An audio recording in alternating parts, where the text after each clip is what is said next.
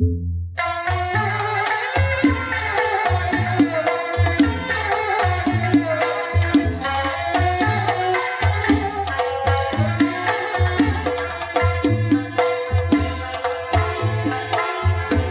kaynaydı kaynaydı, kazanda kaynayırgan çaydek, kazanda kaynayırgan çaydek.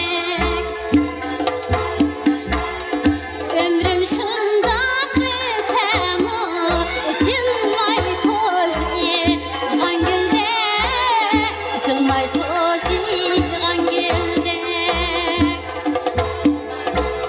Bugünkü